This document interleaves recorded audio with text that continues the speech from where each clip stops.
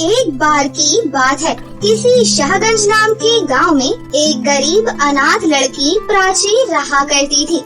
प्राची का अपना कहने वाला इस दुनिया में कोई नहीं था। जब उसने आंखें खोली थी तो वो एक अनाथ आश्रम में थी और अनाथ आश्रम में उसके ऊपर बहुत ज्यादा जुल्म और अत्याचार हुआ करता था। प्राची उस जुल्म और अत्याचार से बचना चाहती थी और जब वो बड़ी हो जाती है तो एक दिन मौका देखकर वो वहाँ से भाग जाती है और रामगंज गांव में आकर अपने लिए एक झोपड़ी बनाती है और उस झोपड़ी में रहने लगती है। प्राची अनाथ आश्रम में सिलाई किया करती थी क्योंकि उसे सिलाई बहुत अच्छे से आती थी। इसलिए प्राची सभी के कपड़े सिलकर पैसे कमाती थी और अपना पालन पोषण किया करती थी। देखो, मेरी शादी होने वाली है। अगर तुमने मेरा लहंगा अच्छा बना दिया तो ये समझ लो कि मेरे सभी कपड़े तुम्हारे ही पास आएंगे। आप चिंता मत कीजिए, आपको शिकायत का कोई मौका नहीं मिलेगा। आप मुझ पर भरोसा रखिए। कनक लहंगे का कपड़ा देकर चली जाती है और प्राची बहुत मेहनत से कनक का बहुत ज्यादा सुंदर लहंगा बनाकर तैयार कर देती है और जब कनक अपना लहंगा देखती है तो वो बहुत ज्यादा खुश होती है। तभी से कनक प्राची की रेगुलर कस्टमर बन जाती है। प्राची को अब 2 समय का खाना, पहनने के लिए ठीक ठाक कपड़े मिल रहे थे और सबसे अच्छी बात कि उसके ऊपर जुल्म और अत्याचार करने वाला कोई नहीं था। वो आजादी से अपनी जिंदगी जी रही थी। ऐसे ही एक दिन प्राची अपने घर की तरफ आ रही थी कि तभी वो देखती है कि एक बूढ़ी औरत रास्ते में बेहोश पड़ी है और कोई भी उसकी मदद नहीं कर रहा। अरे देखो तो, ये कैसे रास्ते में बेहोश पड़ी है और कोई इनकी मदद भी नहीं कर रहा। सच में ये दुनिया बहुत ही ज्यादा कठोर है जो किसी की मदद नहीं करती। देखो तो कैसे सभी लोग इन्हें छोड़ छोड़ कर जा रहे हैं। प्राची से उस बूढ़ी औरत की हालत देखी नहीं जाती और वो तुरंत उनकी मदद करने के लिए उनके पास जाती है, उन्हें होश में लेकर आती है और अपने घर ले जाकर उन्हें अपने हिस्से का पेट भरकर खाना खिलाती है और उनसे कहती है, दादी, रात बहुत ज्यादा हो रही है। आपके घर वाले आपका इंतजार कर रहे होंगे। चलिए, मैं आपको आपके घर तक छोड़ कर आ जाती हूँ। घर? कैसा घर? कौन सा घर? किसका घर? बेटा, मेरी बहू और बेटे ने मुझे घर से धक्के मार के बाहर निकाल दिया। 1 हफ्ता हो गया, मैंने कुछ भी नहीं खाया था, जिस वजह से मैं बेहोश हो गई। मेरा अब इस दुनिया में कोई नहीं है, मैं बिल्कुल बेसहारा हूँ।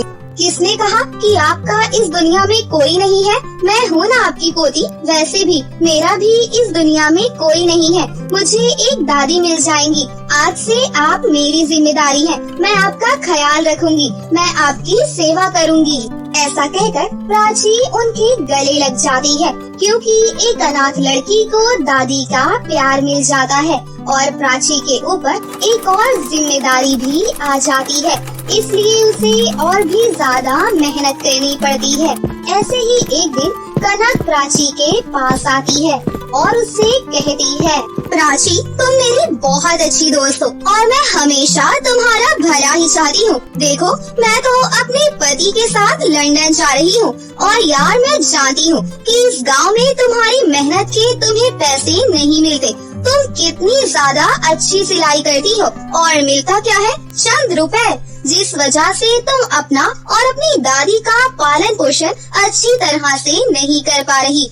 इसलिए मैं चाहती हूँ कि तुम शहर में अपना बुटीक चलाओ और वहाँ तुम अच्छे पैसे भी कमाओगी और एक अच्छी जिंदगी भी जियोगी।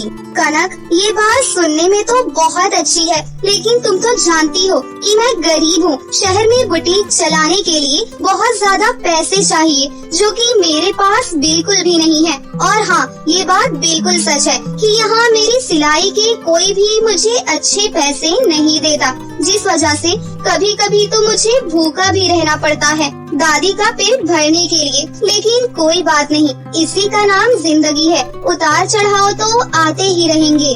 प्राची, तुम मेरी दोस्त हो और एक दोस्त दूसरी दोस्त को मुसीबत में नहीं देख सकती। देखो, शहर में मेरा एक पुराना घर है और दुकान भी है। तुम उस घर में रह भी सकती हो और उस दुकान में अपना बुटीक भी चला सकती हो।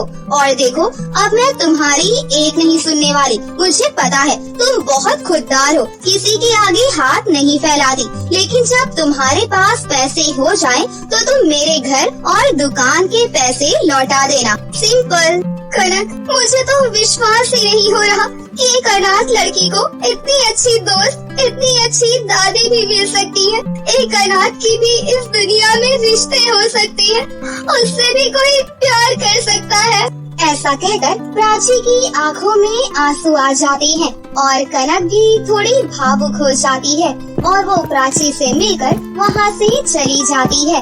और वही प्राची अपनी दादी के साथ शहर आ जाती है और कनक के घर में रहती है और उसकी दुकान में अपना बुटीक चलाती है। कुछ दिन तो प्राची के पास कोई भी कपड़े सिलवाने नहीं आता, लेकिन जब प्राची अपने हाथ के बने कपड़े बुटीक के बाहर लगाती है, तो वहाँ के लोग धीरे धीरे आना शुरू हो जाते हैं और देखते ही देखते प्राची के पास सिलने के लिए अच्छे कपड़े आने लगते हैं, जिस वजह से प्राची के घर की हालत पहले से बेहतर हो जाती है।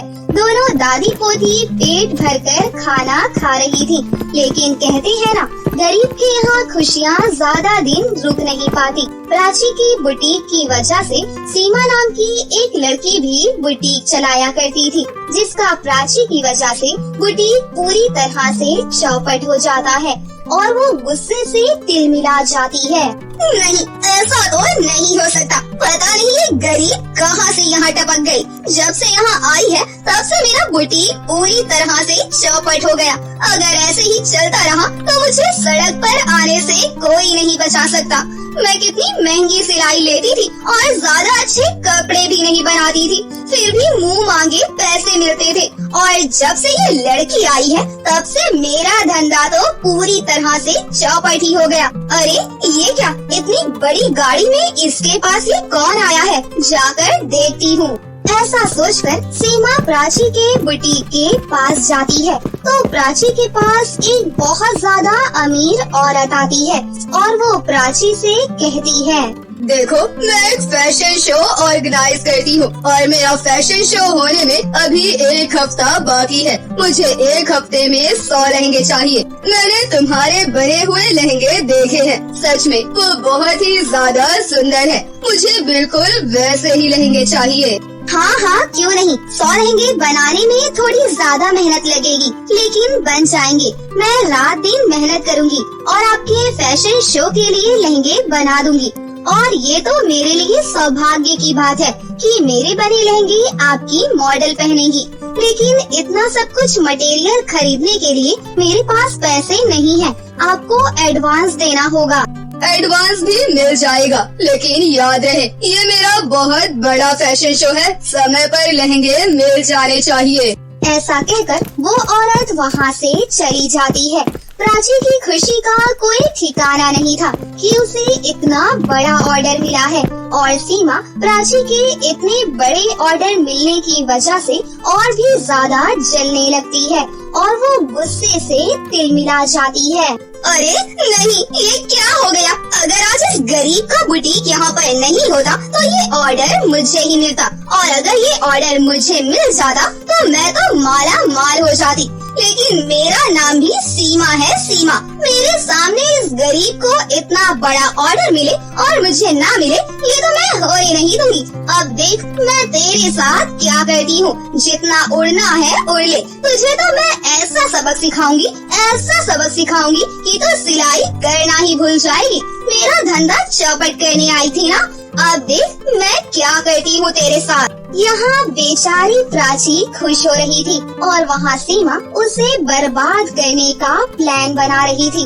प्राची रात दिन मेहनत करती है, वो सोती भी नहीं है और 1 हफ्ते के अंदर अंदर 100 लहंगे बनाकर तैयार कर देती है और दादी भी प्राची की बहुत मदद करती है। प्राची अपनी दादी से कहती है, दादी, इस ऑर्डर के बाद हम माला माल हो जाएंगे और आपको पता है मेरे बने हुए लहंगे टीवी पर दिखाए जाएंगे क्योंकि ये लहंगे मॉडल्स पहनेंगी। आप सोच भी नहीं सकती इस ऑर्डर के बाद मेरे पास और कितने ज्यादा ऑर्डर आएंगे। हम अमीर हो जाएंगे दादी। जब हम अमीर हो जाएंगे तो गरीब और अनाथ लोगों की बहुत मदद करेंगे, ठीक है ना? अरे हाँ हाँ, क्यों नहीं। और ये सब कुछ तो तुम्हें तुम्हारी मेहनत का फल मिल रहा है। तुम बहुत मेहनती हो और मेहनत जरूर रंग लेकर आती है और तुम एक अच्छी इंसान भी हो। इस तरह दोनों दादी पोती आपस में बातें कर रही थी और वहीं दूसरी तरफ सीमा कुछ गुंडों के साथ प्राची के बुटीक के अंदर जाती है और सभी लहंगे चुरा कर लेकर आ जाती है। और अगले दिन जब प्राची अपनी बुटीक पर जाती है और अपनी बुटीक को पूरी तरह साफ देखती है तो उसके पैरों तले जमीन खिसक जाती है। तभी वहाँ वो औरत आ जाती है और वो प्राची से अपने लहंगे मांगती है। तो प्राची उससे कहती है, मैम मैम मैम मैम आपके सभी लहंगे बना दिए थे मैंने और आपके सारे 100 लहंगे बहुत ज्यादा सुंदर बनकर तैयार हुए थे। मैम, रात तक तो सब कुछ ठीक था लेकिन अचानक मेरी बुटीक में चोरी हो गई और कुछ भी नहीं बचा मैम।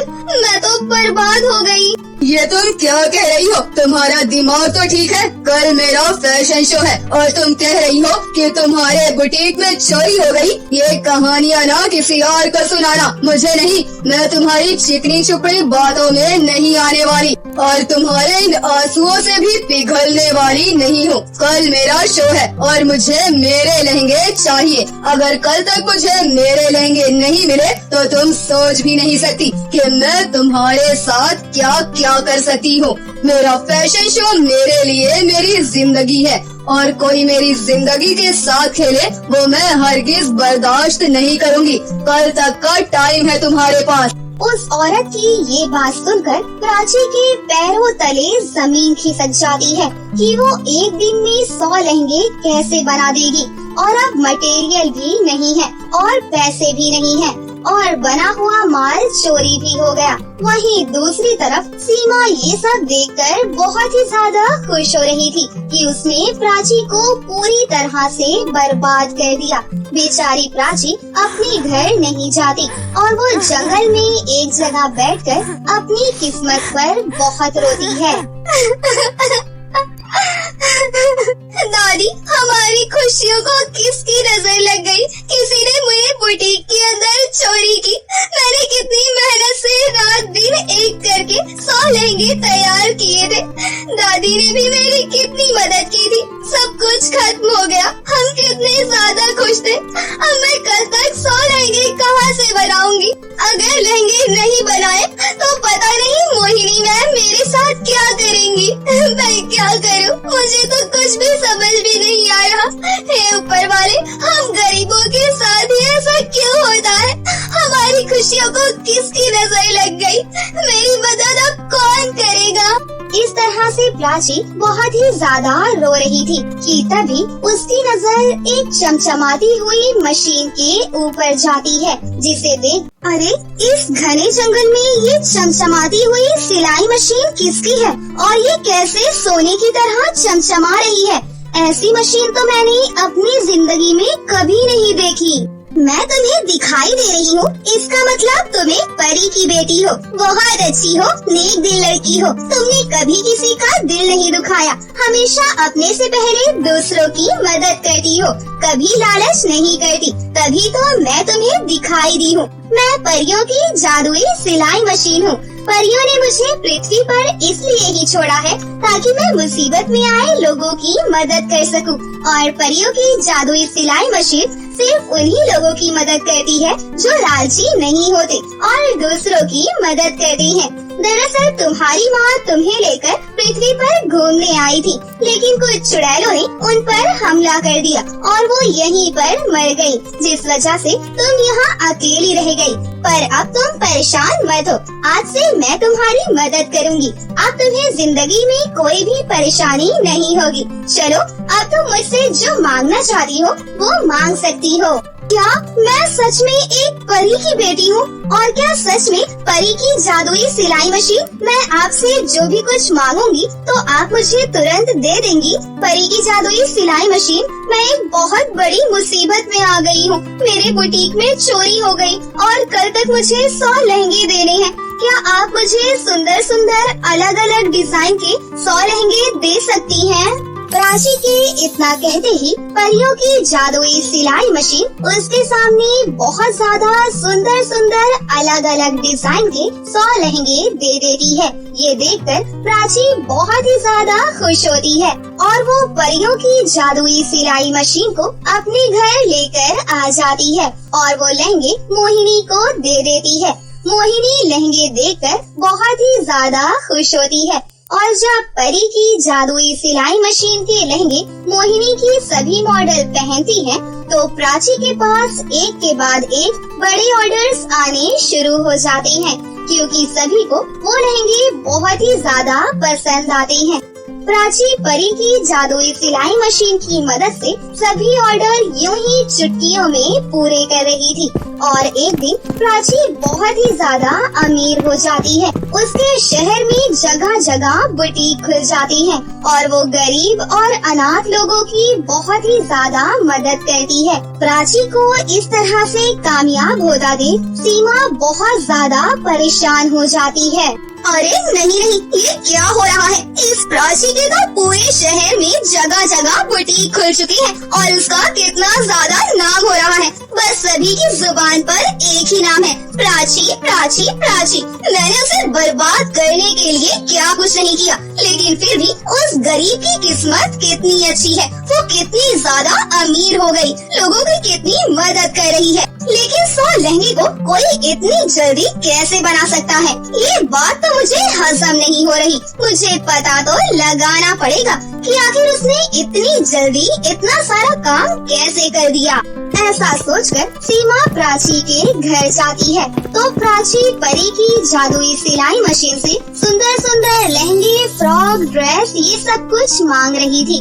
ये सब देखकर सीमा की आंखें खुली की खुली रह जाती हैं और उसे पता चल जाता है कि प्राची इतनी जल्दी इतने बड़े बड़े ऑर्डर कहाँ से पूरे कर रही है और इतने सुंदर फ्रॉक, लहंगे, ड्रेस उसे कहाँ से मिल रहे हैं। ओहो, तो इसके पास जादुई सिलाई मशीन है। अगर ये मशीन मेरे पास आ जाए तो मैं अमीर हो जाऊंगी। ये जादुई सिलाई मशीन मेरे पास होनी चाहिए, इसके पास नहीं। मैं बहुत जल्दी बहुत ज्यादा अमीर होना चाहती हूँ और ये जादुई सिलाई मशीन से मैं जल्दी ही अमीर हो जाऊंगी। ऐसा सोचकर सीमा एक दिन परी की जादुई सिलाई मशीन चुराकर अपने घर लेकर आ जाती है और बहुत खुश होती है। और वो जैसे ही परी की जादुई सिलाई मशीन से लहंगे, फ्रॉक, ड्रेस मांगती है तो उसे कुछ भी नहीं मिलता, बल्कि परी की जादुई सिलाई मशीन के अंदर से जहरीले जहरीले सांप निकल आते हैं, जिन्हें देखकर सीमा घबरा जाती है और वो जहरीले सांप तुरंत ही सीमा को डस लेते हैं और उसकी वहीं पर मृत्यु हो जाती है। इस तरह सीमा को उसके बुरे कर्मों का और लालच का फल मिल जाता है और वहीं दूसरी तरफ प्राची अपनी दादी के साथ और परी की जादुई सिलाई मशीन की मदद से एक हंसी खुशी जिंदगी जीने लगती है और दूसरों की जिंदगी में भी रोशनी लेकर आती है।